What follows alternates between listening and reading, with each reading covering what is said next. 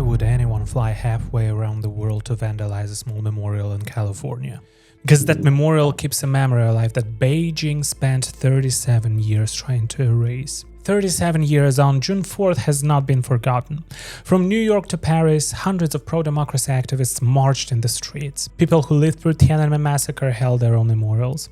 Around the world, June 4th is still remembered, and people are still speaking up for truth and justice. On my last show, I sat down with Wang Dan. Just before the anniversary on May 31st, someone broke into the June 4th Memorial Museum in Los Angeles. They spray-painted the walls, the displays, the exhibition space, damaging several artifacts. The museum has reported it to the FBI and to congressional offices. Wang Dan told me this is transnational repression reaching out from China. The goal is to scare Chinese people overseas into staying silent, into not commemorating June 4th at all. And this is not the first time Beijing has tried to intimidate its critics abroad in the days before June 4th.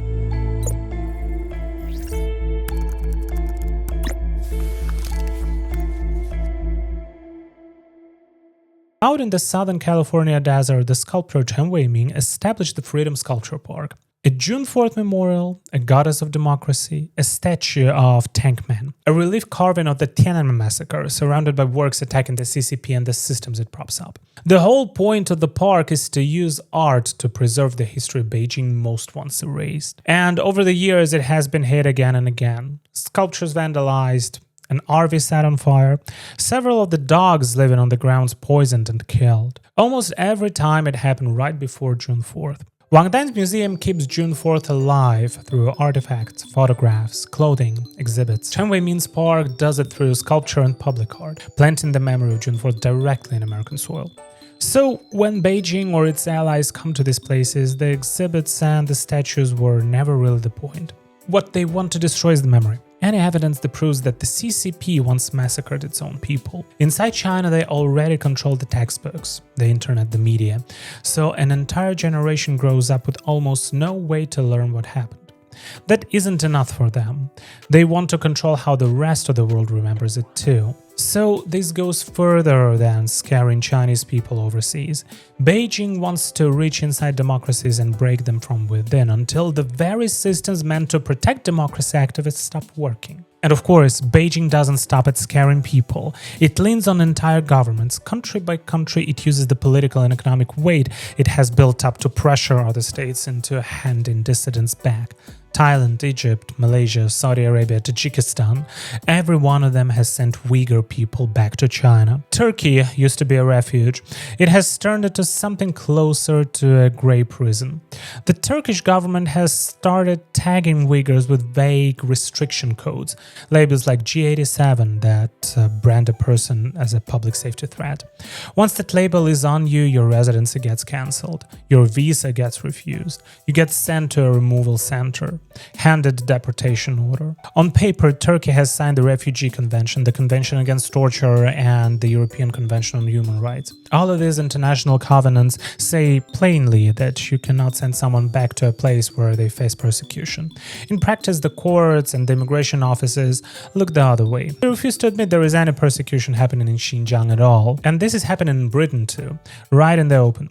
On January 20th this year, the UK government approved massive new Chinese embassy at Royal Mint Court, right next to the Tower of London.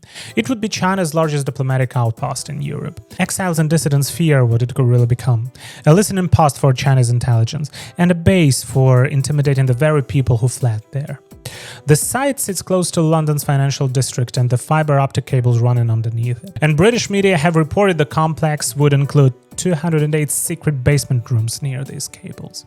The plan has drawn fierce opposition. Hong Kong pro-democracy campaigners and hundreds of protesters, including the leader of the opposition party, have demonstrated at the site. Then on March 4th, 3 British men were arrested on suspicion of breaking the 2023 National Security Act by assisting a foreign intelligence service. And the country at the center of that investigation, of course, is China. One of them is David Taylor, the husband of Labour MP Johnny Reid.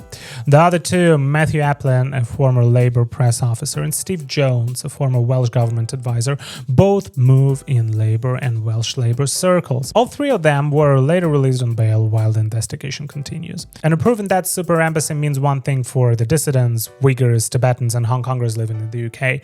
More pressure and more direct surveillance from the Chinese state. This is happening on American soil too. In May 2026, the former mayor of Arcadia City in Los Angeles County pleaded guilty in federal court to acting as an illegal agent of the Chinese Communist Party and the Chinese government. Her name is Eileen Wong. Prosecutors say she worked with a man named Yao Ning, Mike's son, to run a website called US News Center, pushing Beijing's propaganda out to the local Chinese American community, all without registering it as a foreign agent the way US law requires. She faces up to 10 years in prison. Son is already serving 4. Then there is Tang Yuanjun. He spent years as a Chinese pro-democracy activist. He took part in the 1989 Tiananmen protest, was jailed for his dissident activity, defected to Taiwan, and eventually became a US citizen living in Queens, New York, where he had a pro-democracy group. And in September 2025, he pleaded guilty to secretly working as an unregistered agent of China's Ministry of State Security. For years, he reported on his fellow dissidents, and he even helped Beijing infiltrate a private encrypted chat group that activists used to talk. Prosecutors believe he did it for a simple, brutal reason, so he'd be allowed to visit his family back in China. And then there is the secret police station. In the heart of Manhattan's Chinatown, 2 men, Chen Jinping and Lu Jianwang, helped set up an undeclared outpost for China's Ministry of Public Security. On paper, it was a community nonprofit, but in reality, prosecutors say it was used to target and silence critics of Beijing on American soil. Lu's association had already turned out members to protest Taiwan's President Tsai Ing-wen's during her stopovers in New York. Chen pleaded guilty back in 2024 and admitted he tried to conceal what he was doing when the FBI came to him. In May 2026, a jury convicted Lu of acting as an illegal agent of China and of obstruction of justice. He faces up to 30 years. And here is the detail that ties it all back. One of the witnesses at Lu's trial was a man who had been a student protester at Tiananmen in 1989, who testified that this very police station was used to track him down here in the United States. This is the case that exposed the lie. For years, Beijing called these places nothing more than overseas service centers for the Chinese community. This was the first one to be held to account in an American court, and it blew that story apart. So much for the CCP's supposed respect for another country's sovereignty. What Europe and the United States have uncovered these past few years is infiltration on all fronts. Beijing is moving Chinese-style fear overseas. The message it wants every Chinese person abroad to absorb is this: you can commemorate June 4th in China? Don't assume you can safely mourn it in America. You couldn't light a candle in Hong Kong? Don't assume your exhibit is safe in Los Angeles. You couldn't hold up a blank sheet of paper in Beijing? Then don't assume that fleeing to New York, to California, to London means you can march freely. Because your family back in China will still get a knock on the door. This is what makes transnational repression so frightening. The party isn't just keeping its censorship inside China. It wants to carry the fear into democracy, so the Chinese people abroad, exiles, scholars, journalists, activists, even standing on free soil, are still afraid to speak, afraid to remember, afraid to organize. It wants to export Chinese-style fear to the whole world. Because what Beijing fears is the truth spreading. It fears Chinese people gasping what June 4th really means and starting to question the regime. It fears them beginning to think and to ask a dangerous question. By what right does this party rule? So when we mark June 4th today, we're not only mourning the people who died in 1989, we're protecting a piece of history that the bloodiest dictatorship is trying to erase from the world. What the party fears most was never the exhibits and never the statues. What it fears most is that people outside China still clearly remember what happened. And it fears something even more, that as its violence continues, more and more people are joining the ranks of those who remember. The families of the Tiananmen mothers are growing old, and their numbers are thinning. Every year, they still release a public statement. They demand the truth. They demand compensation for the victims and their families. They demand that those responsible be held to account under the law. 37 years on, they write, the families of the dead still cannot mourn openly. And many young people don't even know that in June 1989 in Beijing, the army opened fire on unarmed students and ordinary citizens. So why should Americans and Taiwanese care about June 4th? For Americans, this shouldn't be considered just as Chinese history. It cuts to the heart of what America was founded on.